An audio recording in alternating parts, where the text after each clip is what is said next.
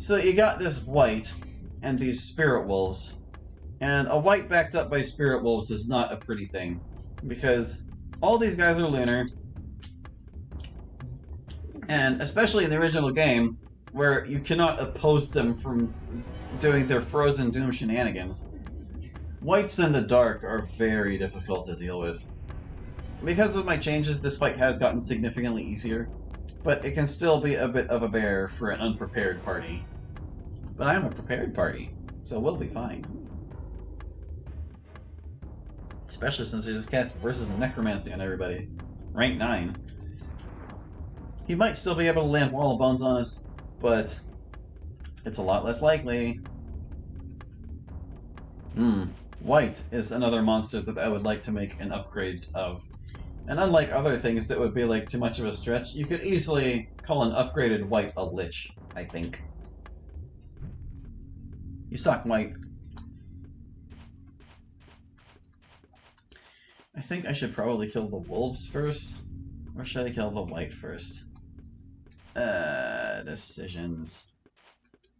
I'll just, you know what I'm gonna do? Before I do anything else, I'm just gonna cast Mirror.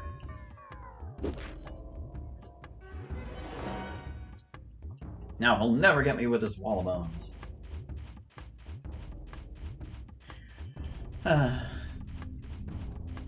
Well, dude, you're the only one close enough for me to hit, so I'm afraid that's what's gonna happen. There you go, guy. As the spirit wolves do their things. What a pain in the butt. My voice is getting dried out. Ugh. It'll never work, man. It'll never work.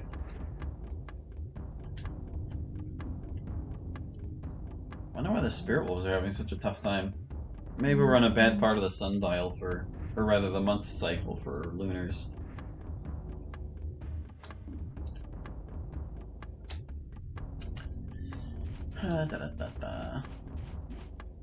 Eh. I want to get rid of these wolves. Nice.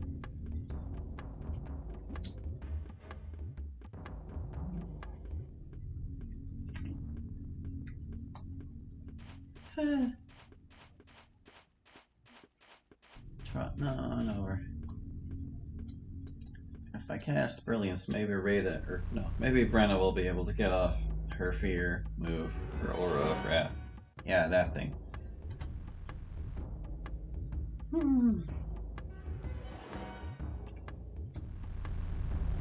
Casting.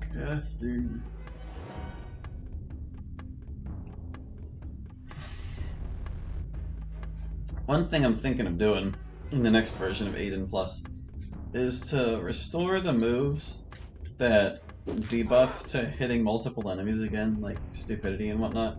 The original reason I had done that is because Stupidity was too powerful of a move before, like you could use it to just wipe things out.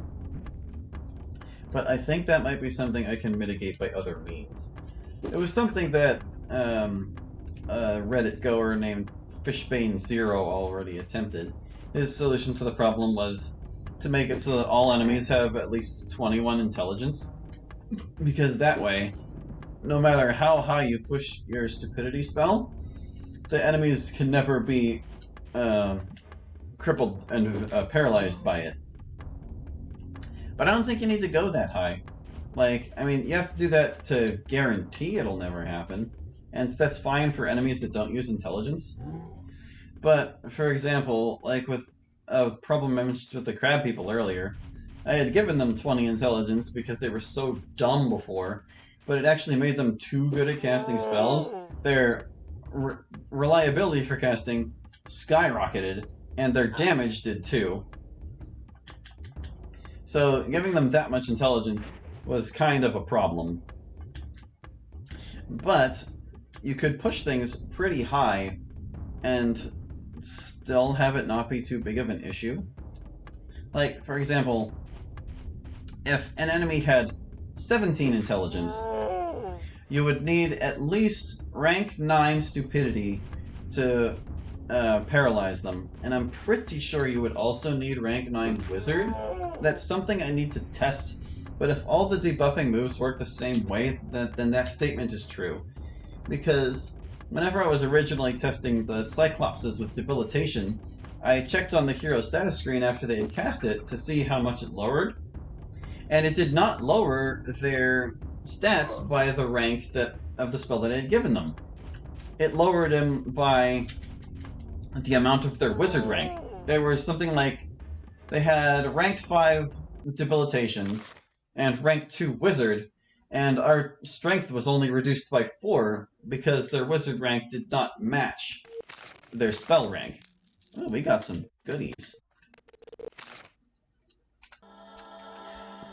So, basically what that means is, you need to get the wizard ranks in order to get the debuffs. And if that's also true of stupidity, that means if enemies had 17 intelligence, you would not be able to stupidity kill them with level 9 stupidity, unless you were also a level 9 wizard, which is pretty far up there. You need a lot of experience to get to rank 9 on wizard.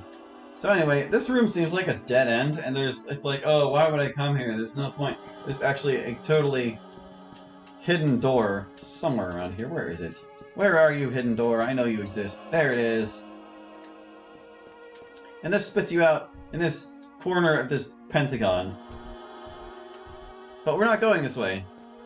And so now that we've got that part of the map complete, you'll see just how much of the tower that cuts out whenever we get back down to it. But anyway, that's the shortcut for speedrunners, and that's why I'm considering doing the debuffs differently again. Because a lot of enemies don't need their intelligence stat at all. Like, if they don't have a projectile, a weapon, or a spell they cast, they don't functionally use their intelligence. And even so... Oh, the lock he's referring to is this tile that's crooked on the floor. He can't open that yet. What you showing me, camera? Swirling wind and a funky-looking chair that seems to be made out of bones. Of course it is. Sorry, we're just taking in the scenery for a second here. Oh, sorry, what was I gonna say? Okay, so like, yeah, if you need a really high wizard rank to knock things out that way, then I'm fine with putting the spells back the way they were. And honestly, I can probably push all enemy intelligence to 21 regardless, because unless they have a damage-dealing spell, it doesn't really matter how much intelligence they have. It just affects their success chances rather than anything otherwise.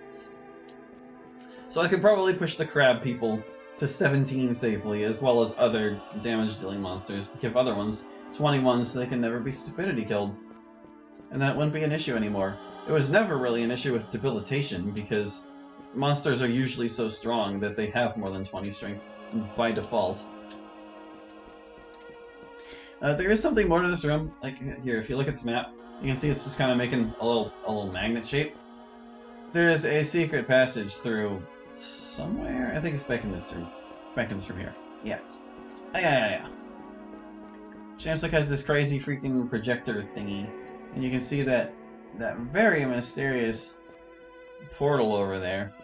I don't think it's actually real. I'm not really sure what the story is there. But you can slip through this painting into his bedroom. This is where Shamsuk stays. I should probably finish my thoughts before I just start rambling about other things, huh?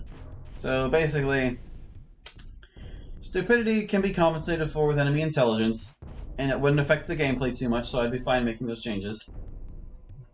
Debilitation isn't really an issue because enemies are generally very strong. Clumsiness might be, because a lot of enemies are kinda on the slower side, and it would be a major issue if they all had 21 dexterity. In the original game, it was never a problem because clumsiness was not a spell you could learn. It was not available by any means. But in Aidyn Plus, obviously, that is not the case. So I might have to consider that one a little more carefully.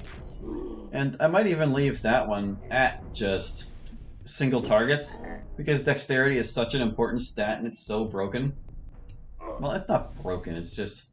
It dictates a lot about how combat flows. But since it's a more valuable stat, I feel like that spell could be justified as being single target. And maybe, like... Well, actually, it would probably be a good idea, because there's another spell called Stellar Gravity, which has roughly the same effect as Clumsiness. I mean, I already told you a little about it. It's what the stone golems have in their weapon now. But, like, Stellar Gravity, it restricts your movement without reducing your dexterity, I think. And Clumsiness restricts your movement by reducing your dexterity.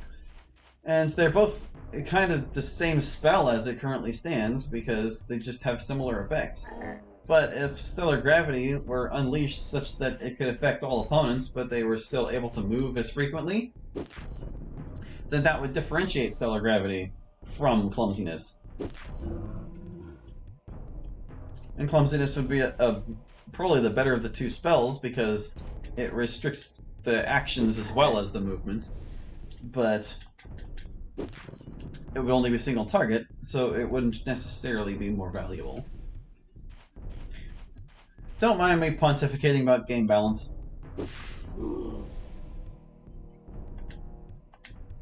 Just ideas. And I will need to do more testing to confirm all of them. But I'm definitely looking forward to what the next build of this will bring, even if we don't have greater modding capabilities by then. I have some ideas I want to put to work. And I'm going to be a little less afraid to change things around, just because I was mostly satisfied with how they already are. Although, to be honest, I'm probably going to hold off on changing too many stats until I've seen how the mod holds up with my challenge runs. Because I still want the challenge runs to be possible. I had a really compelling time playing the original game with the challenge rules I established. And that's something I hope to share with the community sometime as well.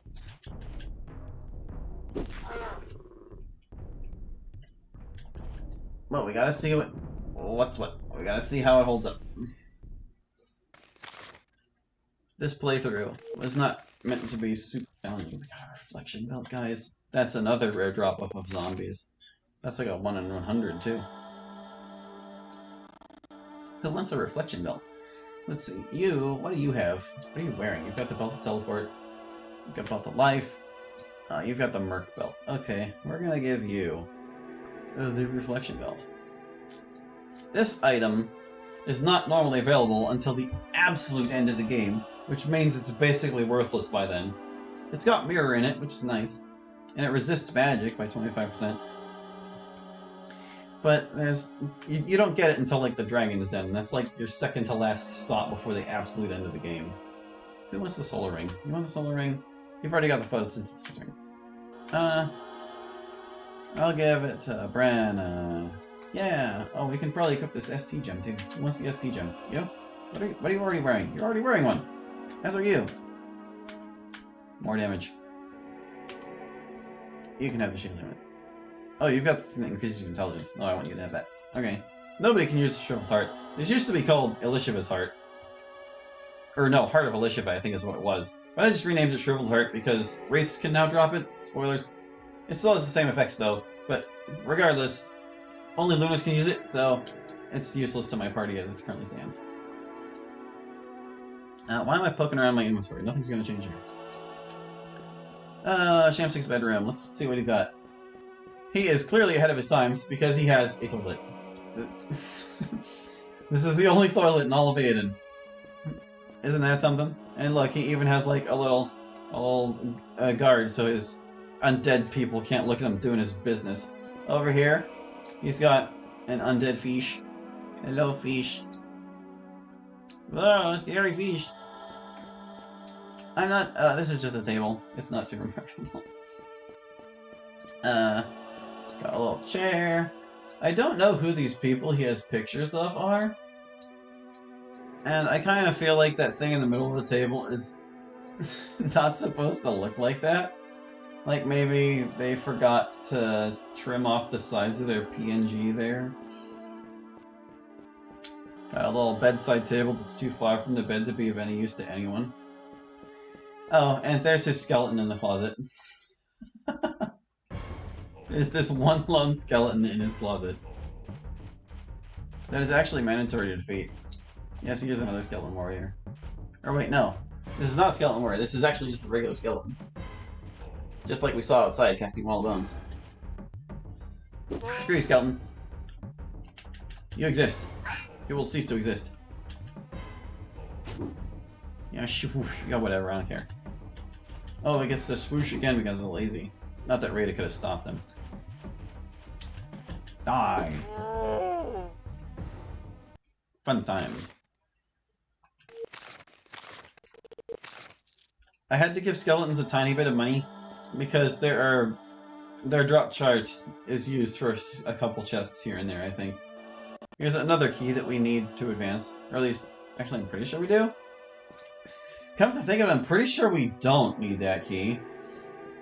Because what that key does... let's get out of here first.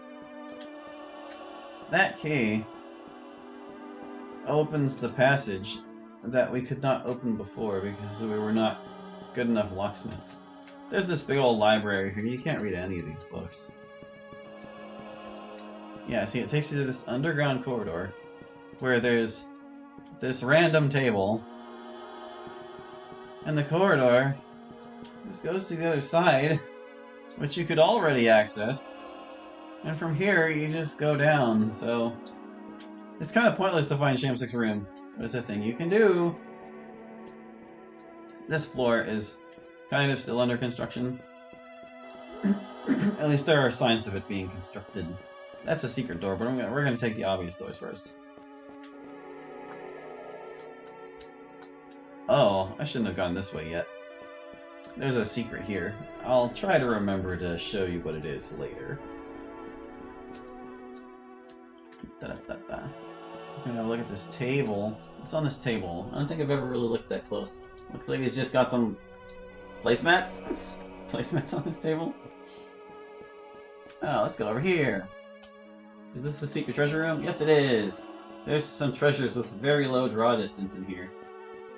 That's one. Moderately dangerous. Not moderately dangerous enough. There's your haste scroll, my dudes. That's where you're first supposed to get haste.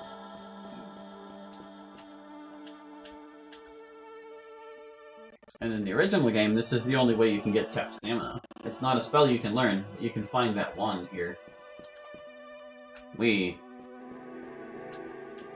got some weird crystal thingies. And some torches built out of people's lower halves. None of these crystals mean anything. They're just fancy decorations. Alright. Over here... a very tiny room with Zambo. Oh, hello, guy. Are you gonna initiate combat? It's like, I guess I can find you. Light! Let there be light. Actually, I've probably got to wrap it up after this battle, so... just... we'll get through it. We'll see how much time is left once these zombies are all gone. I'm gonna scare them. I'm gonna show them my aura of wrath. Brenna, you need to get another turn. Brenna, you need to get another turn. Pretty please, girl. Thank you.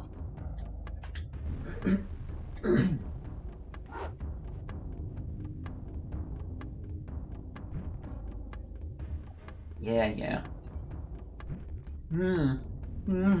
Oh, she's so scary.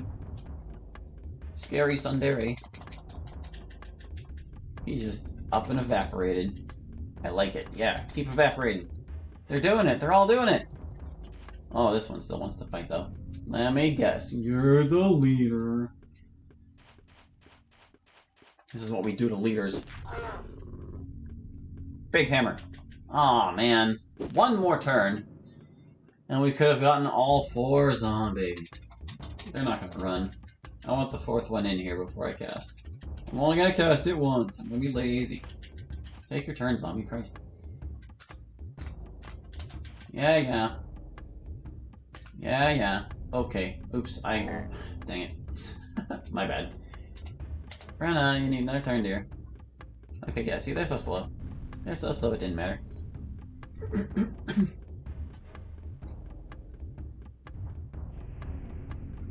Uh-oh.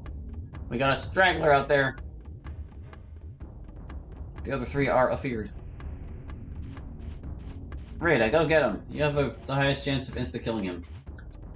Because you're the only one with a weapon that can insta-kill. That one's fleeing. Yeah. Whoa. Yeah, he's ready for a fight. Yeah, whatever. Fleeing zombies. Fleeing zombies. That guy got away.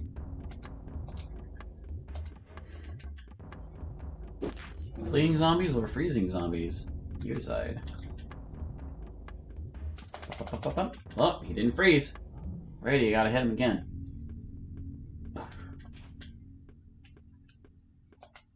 Oops. I skipped her turn by accident. I was too hasty.